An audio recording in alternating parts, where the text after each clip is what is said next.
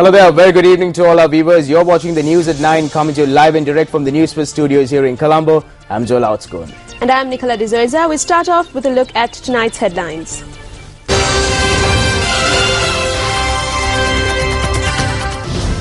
Supreme Court unanimously determines that there is no legal impediment from President Rajapaksa contesting a third term. Opposition leader says that the government is yet to respond to the questions posed on the EU lifting the ban on the LTTE. The UNP's trade union collective says that Ranil Wickremesinghe needs to be made the common candidate for the next presidential election.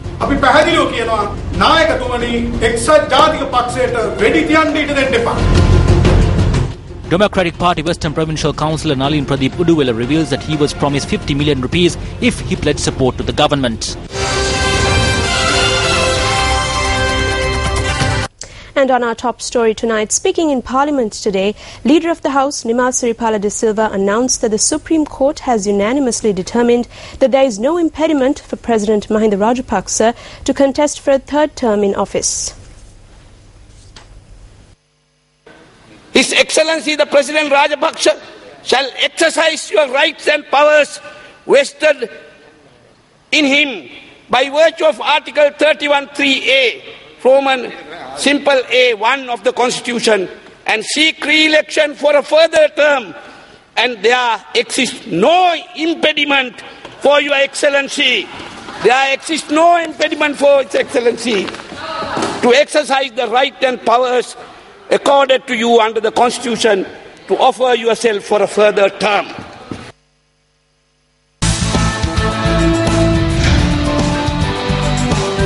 On to a developing story, the United National Party Professionals Collective emphasizes that Ranil Wickremesinghe should be the common candidate for the upcoming presidential poll.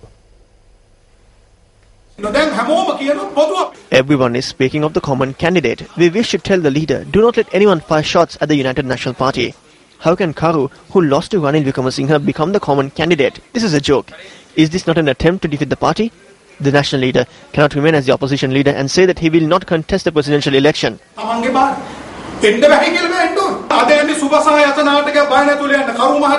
Karu has a plan. What is it for Ravi, Mangala and Vijay Dasa?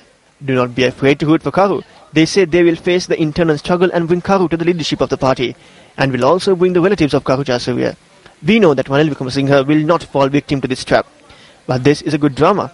Allow the elephant to move his trunk.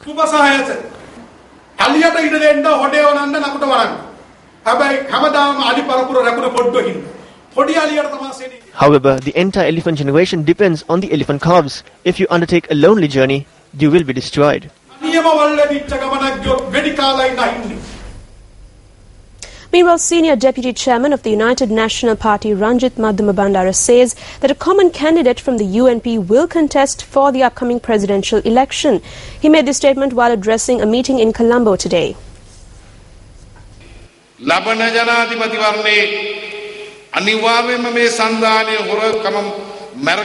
It is certain that the common candidate which the UNP will put forward to contest the upcoming presidential election will triumph against the theft, thuggery and corruption of the alliance. Once the executive presidency is abolished, the leader of the United National Party will be appointed as the executive prime minister. Tomorrow, for the first time in this country's history, the United National Party, the JVP and the Jatika Hela Urume will stand together on one platform during this campaign for the preliminary stages to defeat the incumbent president. I urge the government to announce the date of the presidential election just so we could defeat them. On that day, we know exactly who to put forward as a candidate which will definitely instill fear in the government. Even as we speak, we know that the ministers of the government are lined up to pledge support to the common candidate put forward by the UNP when the presidential elections are announced.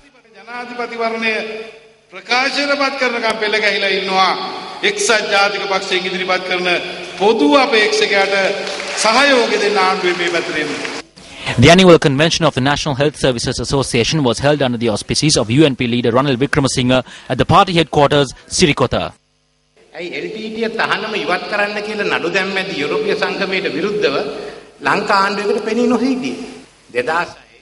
Why didn't the government appear in court to stand against the European Court's decision to lift the ban on the LTTE? The EU court banned the LTTE organization in 2006 following the assassination of Foreign Minister Lakshman Kadirgama in 2005. It also put forward a new set of regulations in 2011 to ban the LTTE. After these regulations, the LTTE filed a court case at the EU court against the ban. The governments of Britain and the Netherlands appeared in court, but the government of Sri Lanka did not. Ultimately, court accepted the argument presented by lawyers of the LTTE. Now we ask the government about this matter. But have they addressed this issue to the EU court, or at the very least, are they taking any action about this? The LTTE had 20 vessels, of which we destroyed one and another was brought to Sri Lanka. Where are the other 18? There are around 600 petrol companies of the LTTE functioning in Europe and America. Have these been spoken about with the EU? What are the end results of all this? We urge the President to provide answers to all of this. When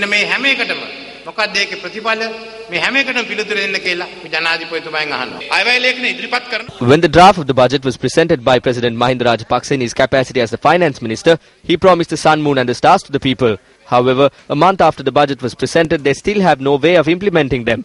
Now they have put this in the past and are now talking about a presidential election. What the people wanted was a salary hike, or at the very least a 10,000 rupee increment according to the cost of living, not a presidential election. Well, the government once again refrained from responding to a question raised by UMP MP Thalathathu Korala over the purchase of weapons by India from Sri Lanka. The MP raised this question based on the statement made by the Indian Minister of Defence to the Lok Sabha and expected an oral response. As a Buddhist nation, every single time questions are raised over arms deals, the ruling party does not respond and postpones the matter. රාජ්‍ය ආරක්ෂක අමාත්‍යාංශයේ ලේකම්තුමාට දැනුම් දෙනවා මේකට වහාම පිළිතුරු එවන්න කියලා. නිර්මල බුදුදහමේ දේශ Just as this is a Buddhist country, do not try to create problems with the birthplace of Lord Buddha. කරන්න උත්සාහ දරන්න එපා. 3 councillors of the Democratic Party of the Western, Southern and Northwestern provinces have pleaded support to President Mahinda Rajapaksa in the upcoming presidential election.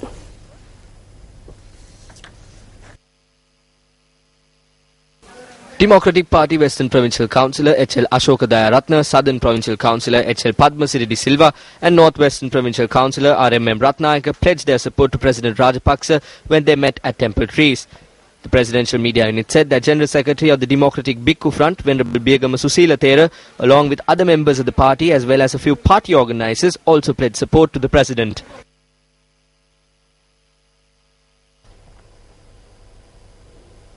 A media briefing was convened by the Democratic Party today to elaborate on certain members of the party join the government. In total, there are 17 provincial councillors in our party. Among these, there are those who have sold their soul for the greed of money. There is a saying, turns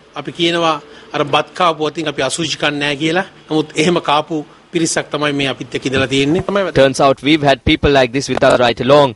What is important is that this party is a party that could not be demoralized. Those who run after money are those who joined us for their personal agendas. The ruler of this country is afraid of our party. This is why they are trying to buy off members of our party. We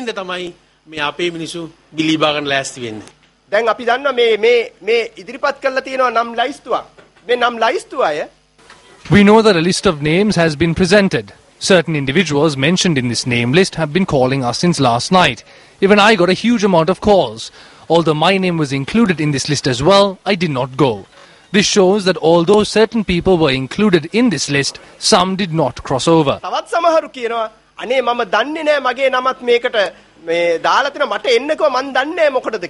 also some who are wondering why their names were even included in this list.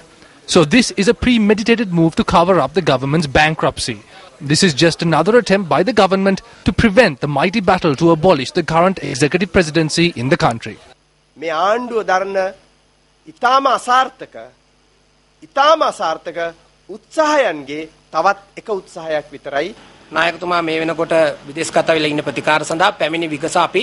Our leader is currently overseas seeking medical treatment. The moment he returns, we will follow legal procedures to conduct a disciplinary inquiry. We are already taking measures to address letters to those relevant through legal measures. Meanwhile, also speaking here, Western Provincial Councillor Nalin Pradeep Uduwela revealed that even he was called to pledge support to the ruling party.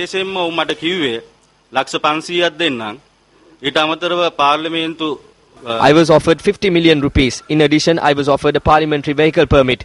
Then I was told if required, me and my entire family would be given a citizen's visa to either Canada, Australia or the Netherlands.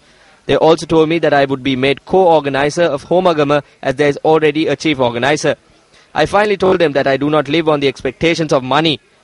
It is enough if I have just the right amount of money to survive.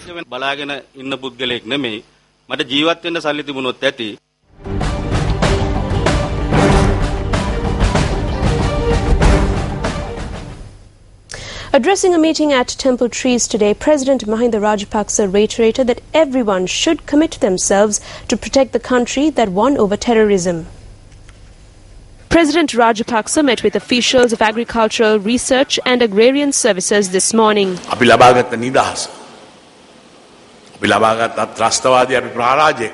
We defeated terrorism to gain our freedom. Certain foreign countries, however, continue to haunt us with this fact. We do not want another Iraq or Libya, nor do we need another Egypt here. We do not even want an Afghanistan. We are not prepared to transform our country to such a situation, and neither should you. Meanwhile, the enrolling of 5,000 trainee nurses from nursing school was held at the Sugatadasa Indoor Stadium today under the auspices of President Mahinda Rajapaksa.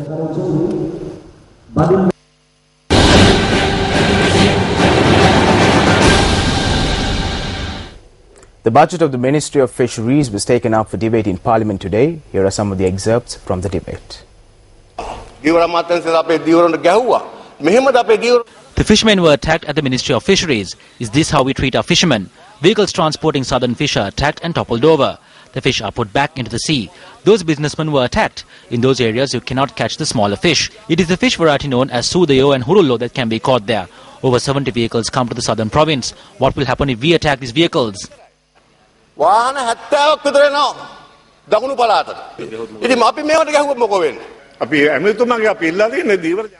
We do not approve of the act that was carried out on the fishermen on that day.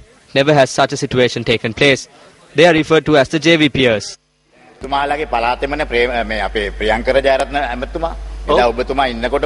Minister Priyanka Rajaratna is also from the area. It is recorded in the CCTV footage and you can see who carried out the first assaults. Never has such an incident taken place. We obtained the vote from those people. You are a Labour leader. Labour leaders should not speak like this.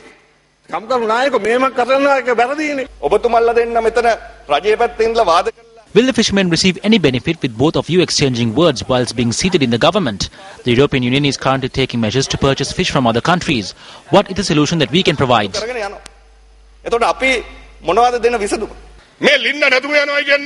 Loss of smaller fish means that fish like tuna will not enter our waters. If that happens, we will not have any fishing resources. The multi-day fishing vessel owners will be rendered helpless. This battle began with the arrival of a southern truck. Discussions were held with China and an agreement was reached. A private institution named the Blue Ocean Fisheries Private Limited was established. There are only two directors mentioned here, Li Peng from China and Don Lalit Anuradha Senivaratna, who is your coordinating secretary. How can he obtain a 60% share of that institution? What investment did he make?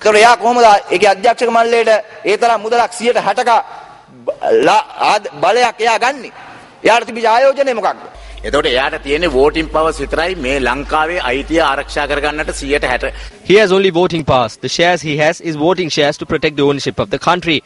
There is no monetary requirement for voting shares. This brings a more grave issue. That means it will provide a name and establish an institution for China. What is the capacity of fish that the Fisheries Corporation received? How much is the income? What did the corporation receive?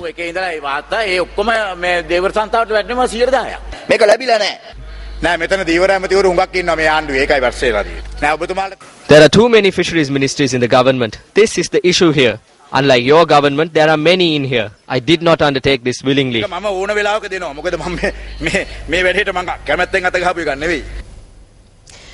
Assistant Leader Ravi Karunanayake once again raised a question in Parliament today over the live telecast of parliamentary sessions. Point of order, Ravi Karunanayake. Sir, Sajivi Vikansa Sambandhan Botta Motara Dala Tiyada Dek. Bottama Tama Obanna Vidyak Name. Well out. Me, those are not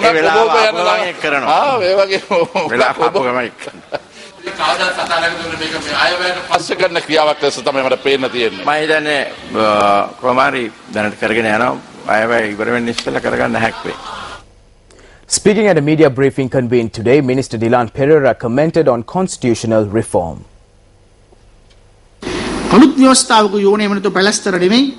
We need a new constitution, not band-aid solutions. Abolishing the executive presidency could be one of the factors contained in this new constitution.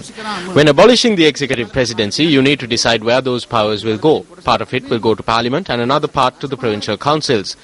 I will give you an example. Although I disagree with MP Mangala Samravir on many matters, he recently stated in Parliament that the 19th Amendment proposed by Ratanathera would further limit the rights of the minorities. I agree with him on this point. The 19th Amendment proposed by Venerable Athuraliya Ratanathera further limits the rights of minorities. That is correct. In that matter, he was correct.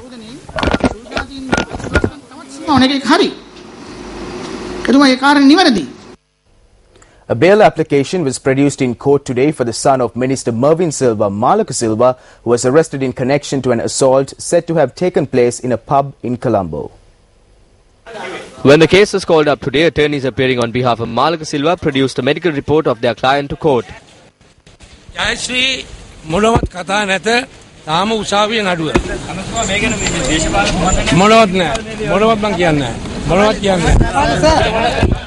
Many people are of the view that the aggrieved party is the foreign national. However, he is the one who had assaulted our client. Yet, he had not filed a police complaint nor had he appeared at a clinic. His name has not been mentioned in the B report. Therefore, we requested that the foreign national also be put forward for an identification parade and remanded because it is essential to identify him. We pleaded the judge to take appropriate steps and the police promised to provide us with an answer on the 18th.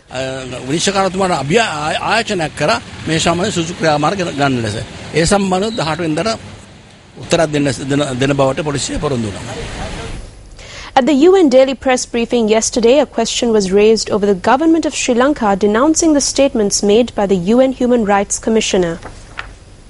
Over the weekend, I guess, or at least it was reported over the weekend, the permanent representative of Sri Lanka in Geneva has denounced everything that Prince Said said, and has said this now is why they are constrained from constructively engaging with the inquiry. And I wanted to know, given the Secretary General's travels to Sri Lanka in 2009 and his engagement since, what does he make of this? Does he have any comment on basically the government has rejected what the High Commissioner has said and has said this is the reason they won't cooperate? Should they cooperate? Will he call President Rajapaksa? What's his response?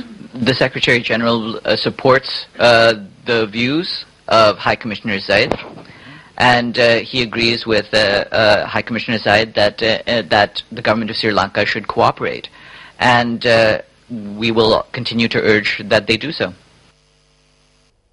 In business news, Governor of the Central Bank of Sri Lanka, Ajit Niwat Cabral, says that although Sri Lanka has been a setback in Global Prosperity Index, as a country, the nation has seen improvement. He made this comment in an exclusive interview with Newsfirst.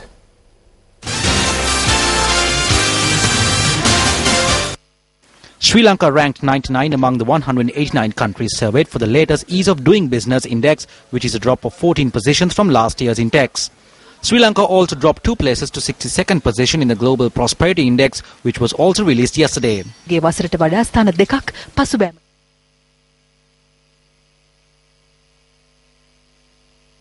countries have surpassed us, but when you look at ourselves as an individual country, we have come forward a great deal in our ranking. On the other hand, in South Asia, we are at the forefront. Our country has shown the most improvement and the best progress. On the other hand, when looking at it globally, we accept that there has been some decline. But we are working on moving forward. Meanwhile, at a media briefing held recently, Minister Lakshmana Yapabe Wardana expressed the following views.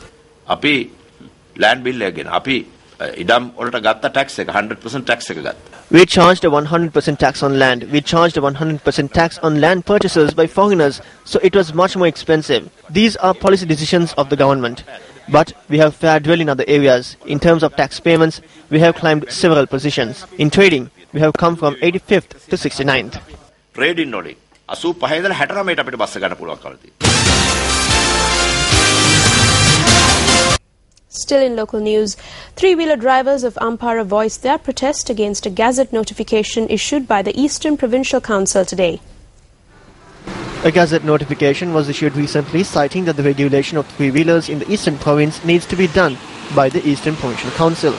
The three-wheeler drivers say that as a result they will be compelled to pay the provincial council and obtain a permit, adding that they will be bound to operate according to the conditions mentioned in the Gazette.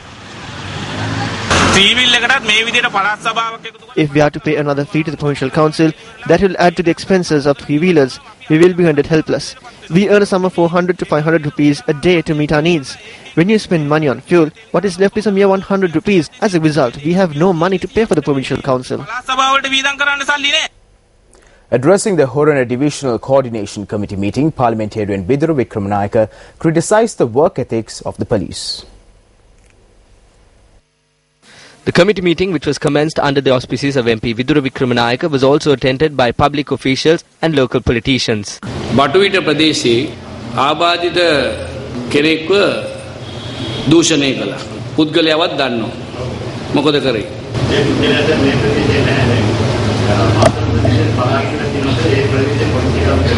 දැන් මේ මොකද මේ rape දූෂණය වෙච්ච එකක් නේ නිකන් මනුස්සයෙකුත් නෙමෙයි ආබාධිත අංගවිකල තරුණියක් නේද. This was a rape, and it wasn't an ordinary person either. It was a young, handicapped and disabled girl, wasn't it? Let me ask you this way. If this happened to the daughter of a police officer, what action would you have taken? My question is, why is the law being enforced in this way? Is it because they were an innocent family? Because they are helpless? I am very disappointed about this. We speak of freedom, but where is the freedom today? Even a handicapped person is not being left alone. A huge team of police officers have been dispatched from Pokunuvita to Ingiriya. Nowhere have I seen so many policemen in one place. On this road, there are women who travel on bicycles and motorbikes. There are certain police officers who always stop these women. I observed this constant occurrence for a week. I investigated the matter. The investigation revealed something. I came to the conclusion. I would mention the names, but that isn't right either. But this officer constantly harasses women in a very disgraceful manner. They stop them and just keep them there. I do not know what the motive is. It is these people that bring disrepute to the police force. අනවශ්‍ය විදියට නවත්තනවා. නවත්තලා ඔය තියාගෙන ඉන්නවා. මන් දන්නේ නැහැ මොකද්ද ලබන තෘප්තිය කියලා. පොලිස් සේවය කෙලසන්නේ මේ වගේ. You are watching News First, and up next is Action TV.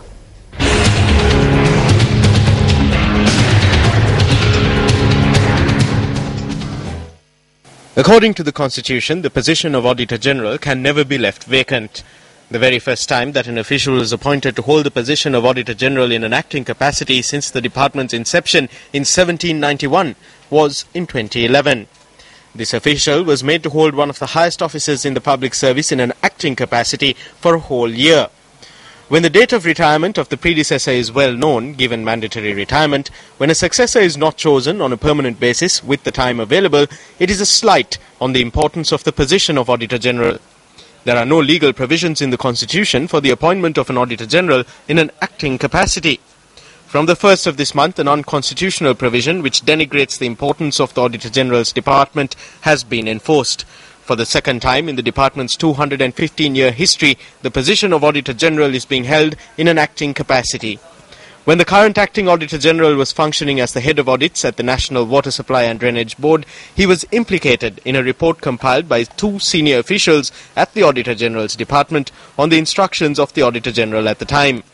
The report holds the current acting Auditor General accountable for failing to prevent a fraud of more than 100 million rupees. While the audit report in question, compiled on the orders of the 37th Auditor General, was submitted to the 38th Auditor General in March 2012, the 39th Auditor General, speaking to Action TV, expressed views to the effect that the audit report had been misplaced. Interestingly, the misplaced audit report implicates not only the current acting Auditor General, but also the 39th Auditor General, who retired on the 31st of October for failing to prevent the 100 million rupee fraud at the Water Board. The Institute of Chartered Accountants of Sri Lanka, of which both the aforementioned officials are members, convened a media briefing on the 26th of April 2012, at which it was noted that the recommendations of the audit report implicating them must be implemented. Disciplinary inquiries must be held into these officials and other officials at the department without delay. We will not say that there are no problems at this department. There are many major administrative issues. While plagued by administrative problems, is the Auditor General's department able to keep to the fundamentals of the profession in all its functions? More tomorrow.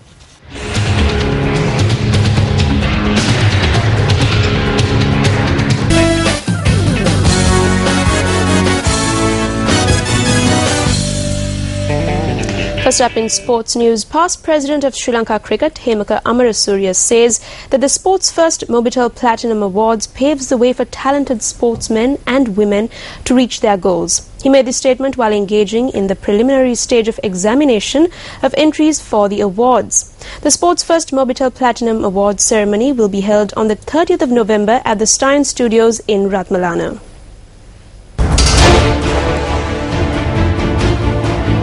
As I go through the applications, I feel there's so much of talent, talented sportsmen and women in Sri Lanka, and the Platinum Awards initiative will give them that exposure that they need, the recognition that they need to emerge from a national level and go ahead in their career and become international sports stars. In commencing this program, it will give a lot of impetus to our young and talented sportsmen and women, and I hope it will become an annual event and it go into the future from this year onwards as an event to be looked forward to by the sports-loving public of Sri Lanka as well as the sportsmen and women of our country.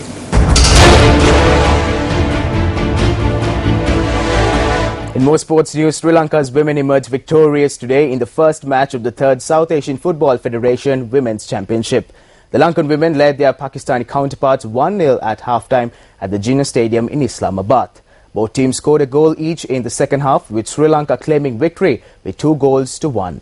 ILE Kumudamala and captain Ishara Madhushani scored for the Sri Lankan team.